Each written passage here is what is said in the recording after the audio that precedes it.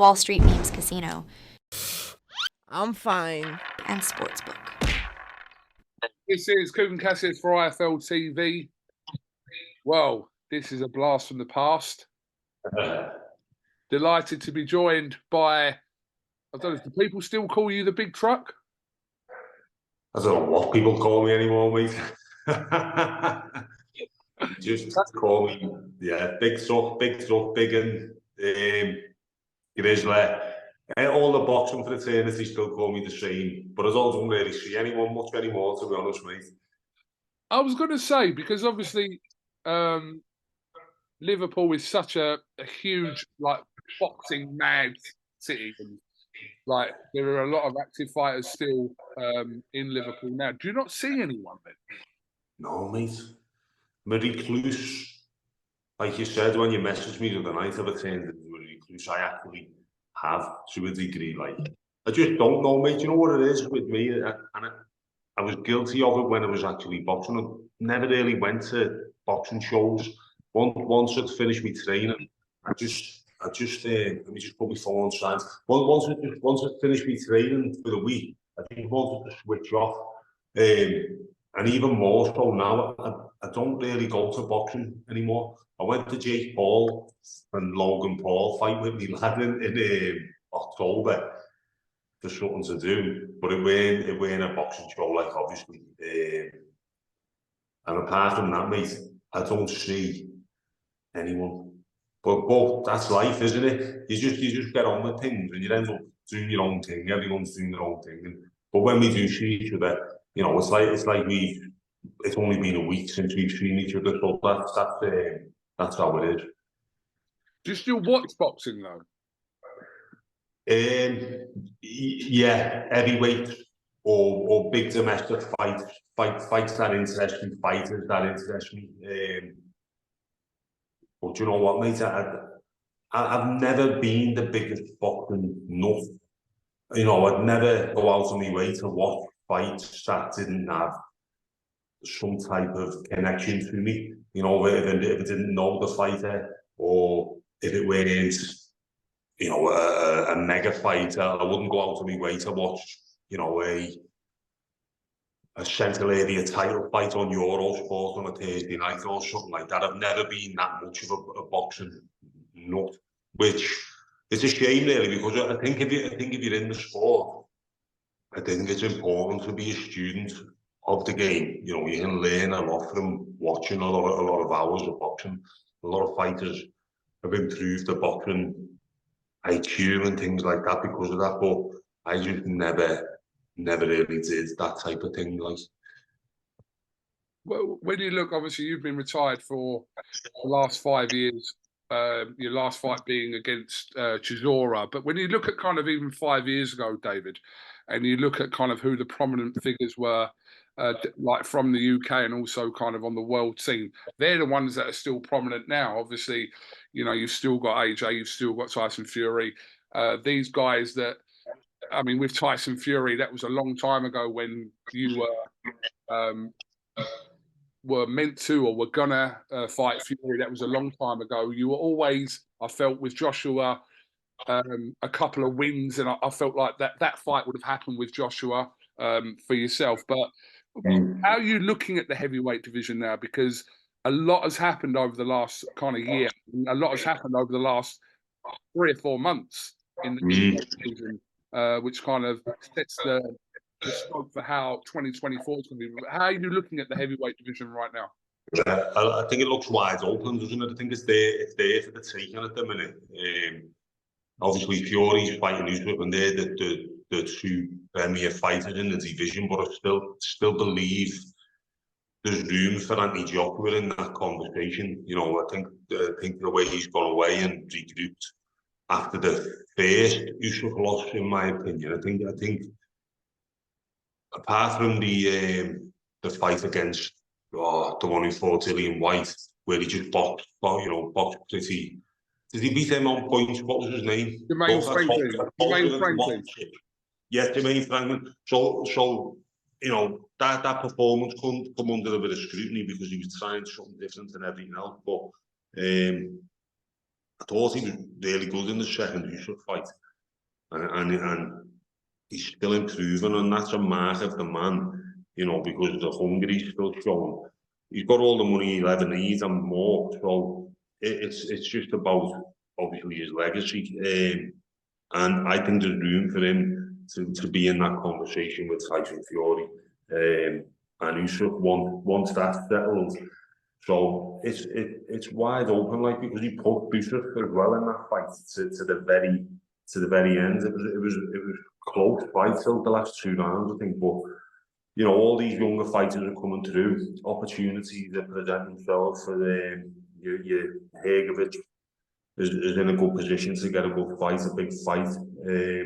Joseph Parker beat Deontay Wilder. That's opened things right up.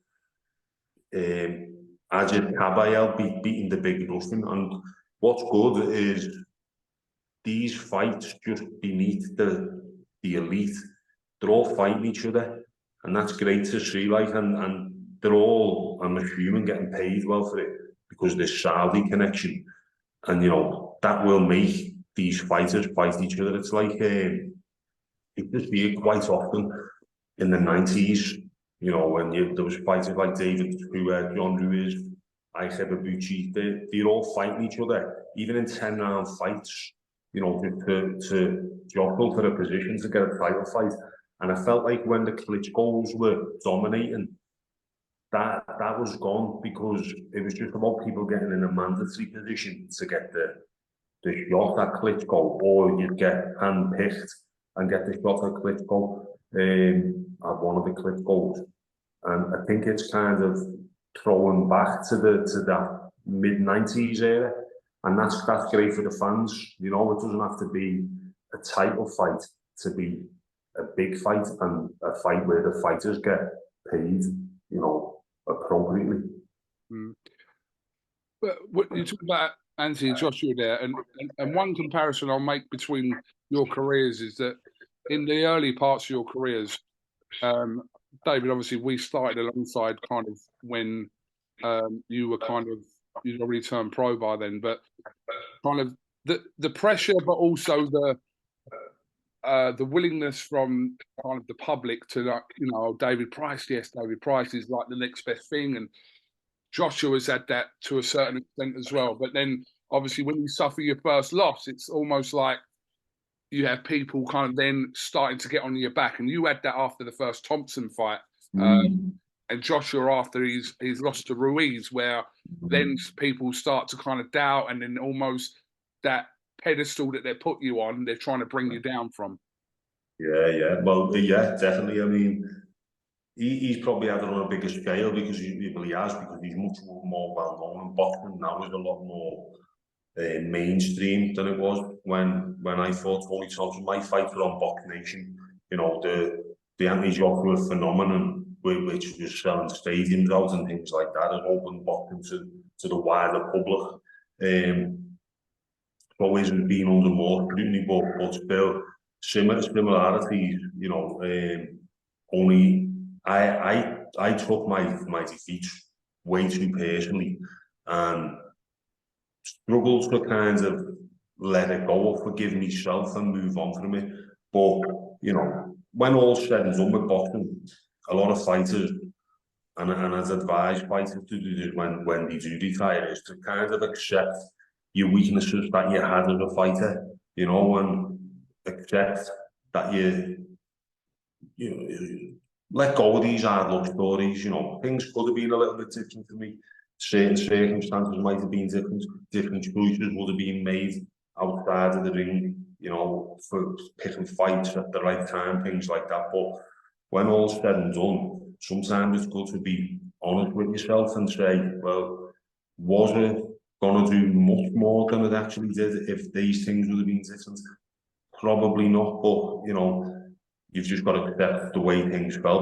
But in Anthony Joshua's favour, he's come back stronger, I believe, and better for the defeats, and that's a testament to how we responded to it. We saw a situation over the last year where we saw Joe Joyce, and again, a lot of us spoken about Joe Joyce prior to his first fight with Zhilei Zhang, You know, there were a lot of people saying that, you know, Joe Joyce would beat Anthony Joshua and all these guys. He suffered that loss to Zhang. He rematched him immediately and lost again. You were in a position years ago where that rematch with Thompson was there and you took it. Do you regret taking that fight straight after the first fight? Biggest regret in my career, to be honest. And another regret was going to train with Lennox Lewis for the rematch, because it was just the worst time and ever to bring someone new into the fold who tried to change so much of what was already working. You know, I got beaten in the first fight by one punch, which went down the back of the head. Sorry, mate. One punch that went down the back of the ear, perforated my eardrum. The ref didn't even give me a count. He just waved the fight off after 3 seconds. Because my leg wobbled. You know, that was the only blip that I'd had. But I went to Canada, trained with Lennox Lewis and his strength conditioning coach's mate, and kind of changed everything about my training and my style, you know. And it was a regret, like, taking the fight that soon. So, yeah, if I could have spoke to Joe Joyce personally before taking the Zhang fight, I'd have maybe started to explain. But everyone's different, you know, and we all want to right the wrong sooner rather than later. And that was one thing that I didn't have, was patience. I just didn't have patience. I wanted it then. I wanted everything yesterday. Even in the ring when I was fighting, I lacked patience. The most patient I've ever been was the Dave Allen fight, because I went into that fight and I wanted to win on points, because I'd never boxed 12 rounds. I wanted to win on points. And if I could do it again, I'd just be a little bit more patient. Jumping into straight rematches doesn't always pay off, but in other instances it does pay off. Dillian White, the veteran, you know, straight in, knocked him out, sorted. Joshua was straight in with the Ruiz, got righted the wrong, things like that. But Joe Joyce was, the first fight was a devastating defeat, and that was going to take some doing to come back from. And now, who knows what frame of mind, you know, he could be a broken man. Yeah, I was going to say that. Obviously, on the flip side of that, Joshua went into a rematch probably, 6 months after as his next fight against Ruiz. And it's always the manner of the defeat, because the way Joshua lost was the concern about him going in. And I think if you lose a close points decision, then like there's different, obviously, motivation to why you want to take the rematch straight away. But it paid off for Joshua. We saw a more cautious and defensive performance for Joshua in Saudi in that rematch for him to win that fight. But yeah, it is. Yeah, it's always a risk going straight it's back. A fine line, yeah, it's a fine line, isn't it? You know, you want to just get yourself right back where you was before it and put it to bed. But it all depends on the personality as well. I think, you know, how self-critical the fighter can be. You know, which is me. Is Joe Joyce that type of fighter where he's beating himself up, or has he just gone on to the next one, like Dillian White did? You know, Dillian White didn't seem to give a shit. He got knocked out straight back in the gym and done the job. But yeah, I think it all depends on the personality as well. Obviously, a week and a half ago, we saw kind of the heavyweight division thrown into a little bit of turmoil with Tyson Fury suffering a cut in sparring, which has delayed his rematch. He hasn't fought in once yet. His fight with Alexander Usyk now takes place on May the 18th. Yeah, that was disappointing to see, isn't it? Because we would have been having that fight this week. Yeah, but we've been here before, haven't we? With boxing, that it happens. Like, you know, people get injured in training. It's happened to me before, where I've been injured in training. That's a postponed fight, but obviously, this is a highly anticipated first undisputed heavyweight title fight since 1999 or 2000, something like that. So, yeah, it's disappointing.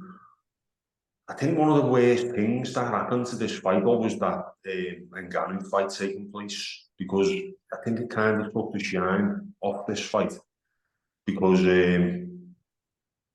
Yeah, I just do like it was that disappointing from Fury's perspective. For me, it took the shine off this fight, but sometimes a postponement of a fight can work for the fight because it can build the anticipation more, get people talking about it more, and it might work out better for the event that it's being postponed rather than off the back of a lackluster display by the heavyweight champ against a non-boxer, so-called. So it could work out better. And in the meantime, you've got Joshua who's going to be fighting Ngannou. Is he going to be fighting him before Fury's fighting him next month? Yeah, March the 8th, in about 3 weeks. Yeah, so let's give it a little bit more of a story, maybe. I don't know, it might work out in his favour. But yeah, disappointing, but part of the game.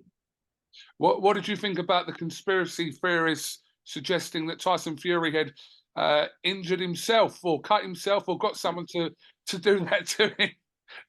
Just mad, I know. It's mad, isn't it? It's like people don't understand what you go through in a training camp to even get to 2 weeks out from the fight. And, you know, reading between the lines over the years, Tyson Fury doesn't particularly enjoy his training camp. So I don't know who does. I mean, I've read some interviews in the past where he seems a bit depressed during training camp, and I get that because your body's ran into the ground, you're physically and mentally exhausted, so you will be low mood a lot of the time. And it's only towards the end of the camp when you start feeling the energy come back into you, when all that graft and hardship is over with, when you can just start to see the light at the end of the tunnel. All the hard parts done, you start feeling yourself again a little bit. So there's no reason why anyone would go through all of that and then at the end say to someone, "Who's a favour there, get that Stanley knife blade and just put a little there for us and I'll get a picture and we'll pull out the fight." It's not happening, is it? But you know, that'll be old news when the fight actually goes ahead. What do you think about this Ngannou situation? Obviously, is it fighting Anthony Joshua due to his performance against Tyson Fury at the back end of last year? Is now in a position where in 3 weeks' time he would have had his first 2 fights as a professional boxer against Tyson Fury and then Anthony Joshua? It's when you put it like that, it's fucking mad, isn't it? It's mad. But obviously he's got profile and he's well known and he's a fantastic mixed martial artist. So it's not like we just drag some fella off the street and put him in with Fury and Joshua. He can fight, he can take strikes and blows. He's a combat expert in his field, but it's a crossover fight. So I think he's been very fortunate. I think he's definitely been very fortunate. You know, he's probably going to earn more money than he would have in an entire career of UFC pay-per-view headlines in them 2 fights. So he's been fortunate as well that Fury didn't perform in the first fight because, as well as Ngannou done, in my opinion, you know, put him in with Fabio Wardley on the same night, I think the fight would have been done and dusted within 4 rounds in Wardley's favour. I just think it was more about how bad Fury was on the night and underprepared and lack of taking him seriously. That's what resulted in the outcome. I think Joshua will just walk through him really in a boxing match, obviously, and I think it'll it'll put more light on the Fury, you know, magnify what happened with Fury and get people talking more again. Yeah, absolutely. And I think, like I said, that the next, well, now extended over the next sort of 3 or 4 month period, it's really going to kind of shape the landscape of that heavyweight division. There's a lot of other people, like you said, you mentioned Zhang and Parker are fighting on the same card. There's a lot to unravel here over the next few months. There is, yeah. There's big fights to go, and Zhang's in a great position. I've got to mention him before, and you know he's my age, and he's 40. He might even be older than me.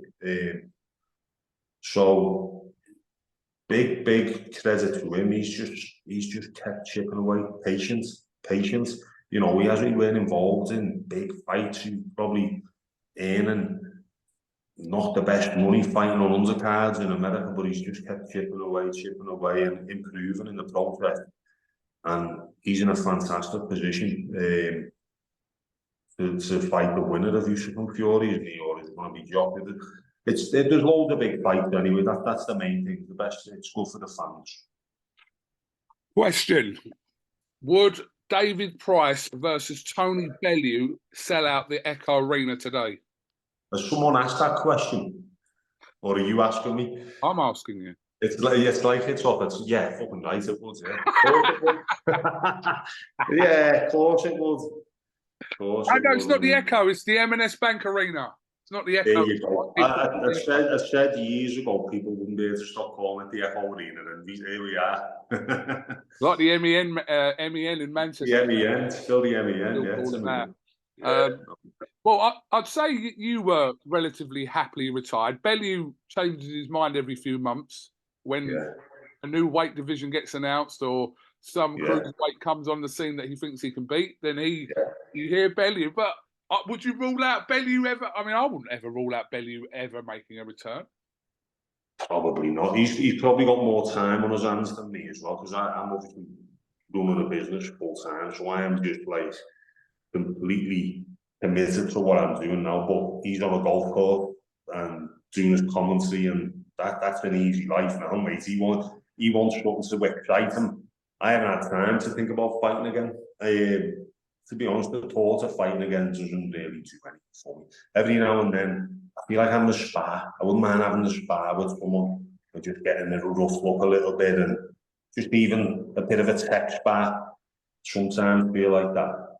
The danger is when you start training and getting fit, it is always tempting to go, should I get back in the gym and just, but the clock's ticking every day, and so, you know, I'd been on the wrong end of some heavy defeats as well. You know, I had a couple of heavy knockouts in my career, which is always a concern. But I'm okay now, like, but I don't want to add any more damage to what might have already been done over the years. Spar, fights, you know, knockouts, defeats, which was true. I think I had a few knockouts, but I don't know how many concussions I've had. Fucking dreads, I think, and that's the thing for most fighters. But not that bridge when it comes. But yeah, Bellew probably will fight again. I think he'll fight again. He needs something to get his juices flowing. I don't think that golf course is doing it. Well, he's just come out the jungle as well, hasn't he? He was in the jungle for a little while. Yeah. He was brilliant.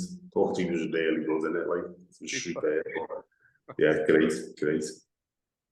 All right, well, listen, David, much appreciated. Just the final one. If you could sum up today's heavyweight boxing in 5 words, how would you sum it up in 5 words? Today's heavyweight boxing. It's looking very good indeed. How's that? Lovely. David Price, mate. Very much for your time. And listen, hopefully we may bump into each other. That's what you, mate. All the best, mate. Top man. Thank you very much, David. Thank you. See you, mate. See you, pal. Cheers, mate. Wall Street Memes Casino. I'm fine. And Sportsbook.